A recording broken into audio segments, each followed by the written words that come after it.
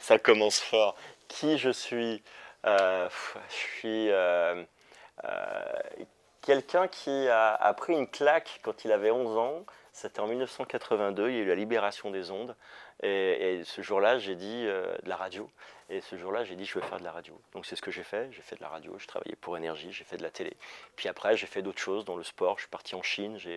En Chine, j'ai managé un chanteur de métal à Hong Kong. Je vous promets que c'est vrai, hein. Ça semble lunaire.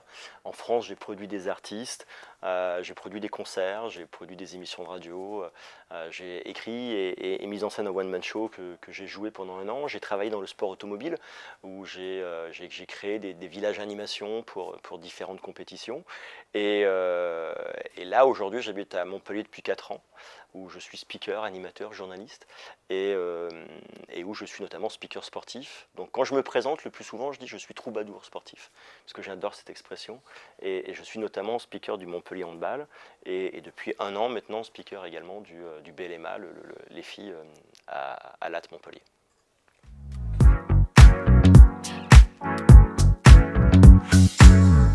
Sauver le monde, comprendre un jour pourquoi les To Be Free ont eu du succès et d'où vient le vent, enfin des grandes questions existentielles.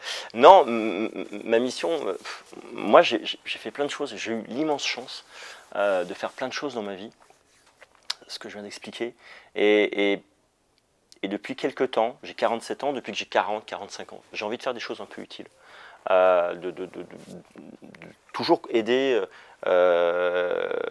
les gens, mais toujours en créant, toujours en essayant d'innover, en essayant de créer des entreprises et un certain nombre de choses, mais avec un aspect qui puisse être un petit peu utile.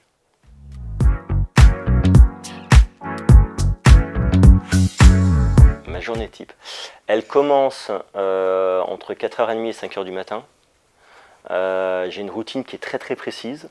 Alors qui consiste à passer 10 minutes avec mes 2 chats qui, si je fais pas 10 minutes de caresse, ma journée est pourrie parce qu'elle me...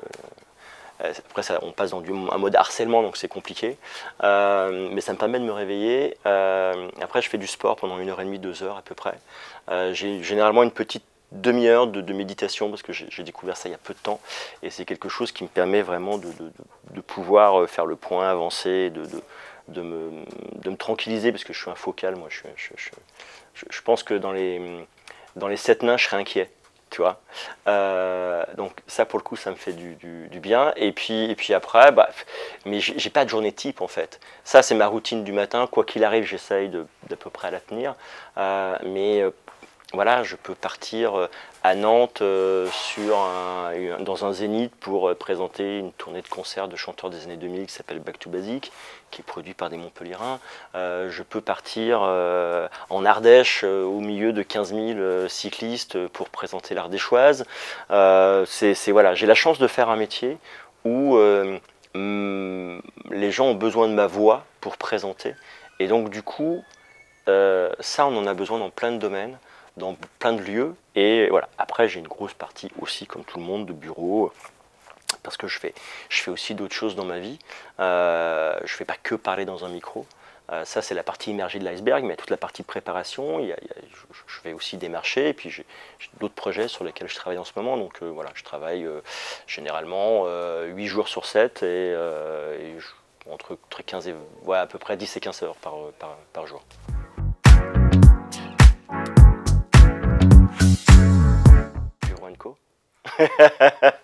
Non, c'est vrai, alors là pour le coup c'est pas pour vous cirer les pompes, mais en plus t'as des baskets donc ça marchera pas. Mais non mais vraiment pour le coup je trouve que Bureau & Co est un espace de travail qui me convient bien, puisqu'il s'adapte à toutes les possibilités que je peux avoir, soit une salle de réunion si je veux réunir du monde, enfin j'ai pas besoin d'avoir un gros bureau, c'est relativement souple, on rencontre plein de personnes qui sont dans des projets souvent assez innovants ou qui sont en train de créer quelque chose, donc c'est assez engageant.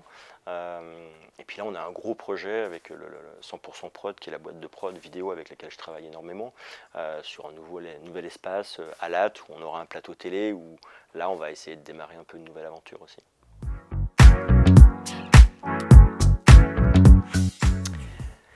Mon livre de chevet. Le Becherel. Parce que je fais beaucoup de fautes d'orthographe et comme j'en ai marre que les gens me jugent simplement par ça, plus sur la forme que sur le fond, j'essaye de faire un effort, même si dans l'absolu c'est, enfin voilà, souvent les gens qui me jugent par ça sont souvent des gens qui n'ont pas réussi beaucoup de choses dans leur vie. Mais donc du coup j'essaye de faire un effort. Non, je lis beaucoup, en ce moment je lis beaucoup de choses sur la méditation. Je lis beaucoup de choses sur le spiritisme parce que voilà, c'est des choses qui aujourd'hui m'intéressent un peu. Après, j'adore les parcours, les livres sur le parcours de personnes qui ont fait des choses qui peuvent être étonnantes et voilà, je trouve ça. J'essaie de trouver un peu l'inspiration aussi dans ce genre de choses. Après, j'ai une grosse lecture qui s'appelle Instagram. J'ai bientôt fini de lire Instagram là. Non mais je suis un gros geek donc je passe beaucoup de temps aussi effectivement à lire les réseaux sociaux.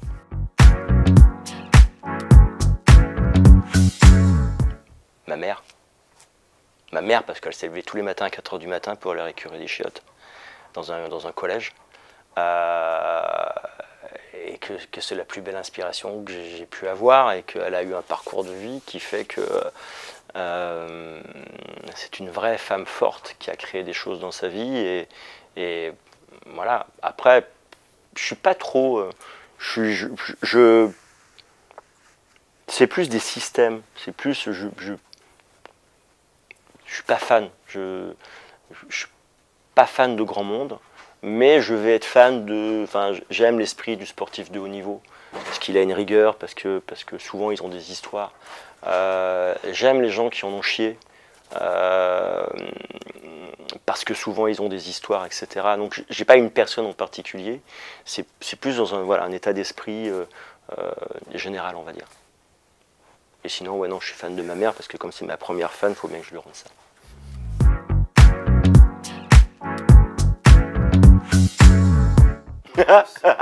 Ne devenez pas speaker, faites des études, allez à l'école, passez des diplômes. Non, on est en train de travailler avec un garçon qui s'appelle Pierre, que j'ai mis un peu dans ma boucle et qui me remplace, parce que comme je suis sur 2 clubs, souvent on a des matchs en même temps. Et on est en train de réfléchir avec Pierre, parce que parmi les choses sur lesquelles je suis en train de réfléchir, clairement, jusqu'à présent, speaker était souvent un bénévole qui était dans le club et qui voilà, avait plus ou moins une facilité au micro, et qui on a dit, tiens, prends ça. Et on n'a jamais fait de speaker un réel métier. Sauf, et c'est-à-dire que je pense que dans les peut-être 5, 10, 15 ans à venir, il y aura un véritable besoin parce que l'univers du sport est en train de changer, parce que le sport va de plus en plus vers le spectacle, et qu'aujourd'hui, voilà, il va falloir créer ça. Donc, il faut aimer les gens. Il faut avoir envie de parler aux gens. Il faut avoir envie de communiquer avec les gens. Et quand je dis les gens, c'est tous les gens. C'est-à-dire que le travail de speaker, tu vas autant être avec des bénévoles, avec des supporters, avec des institutionnels, avec des partenaires, des grosses entreprises. Donc c'est des gens qui sont extrêmement différents les uns des autres. Et c'est ça que j'aime dans le sport, c'est aussi ce mariage de tout ça. Et je pense que pour être un bon speaker, il faut aimer les gens, parce qu'il faut arriver à aller tirer un peu de chacun, un peu d'énergie chez chacun. Parce que pour moi, le métier de speaker, c'est un chef d'orchestre. Il travaille avec le DJ, ou MHB par exemple avec Nico. Voilà, on échange beaucoup, je vais prendre son énergie, le son qu'il va m'envoyer à un moment donné, je vais travailler avec les Blue Fox, je vais travailler avec le reste du public, avec tous ces gens qui viennent peut-être voir un match de hand pour la première fois et qui ne doivent pas se sentir un peu exclus. Donc c'est tout ça, c'est toutes ces petites ficelles qui fait qu'à un moment donné, il y a une petite mayonnaise qui prend, souvent aidée par le résultat sportif, parce que c'est plus simple quand tu as un match. Moi, sur mon autre saison, celle du basket et du BLMA, où on a vécu des moments fabuleux cette année, où il y a un an, quand le Montpellier Handball est devenu champion d'Europe, je vais presque te dire c'était effectivement plus facile que si ton équipe perd à peu près, Dieu merci, c'est jamais arrivé. Mais si ton équipe perd tous les matchs, etc., enfin voilà, j'aimerais pas être speaker à Nîmes. Non, je déconne, je déconne.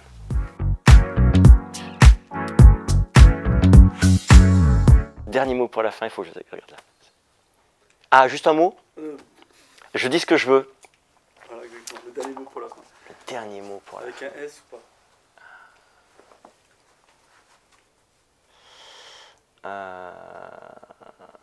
Je sais pas. Qu'est-ce que je pourrais... J'aime pas cet exercice d'un dernier mot pour la fin, parce que ça me donne toujours l'impression, tu vois, de vouloir donner un conseil ou quelque chose aux gens. Et moi, je suis rien ni personne, hein, je l'ai dit, je suis juste un troubadour sportif. Donc ornithorynque, parce que c'est un mot qui est vachement difficile à écrire et je trouve que ça sonne bien. Ornithorynque, c'est ça.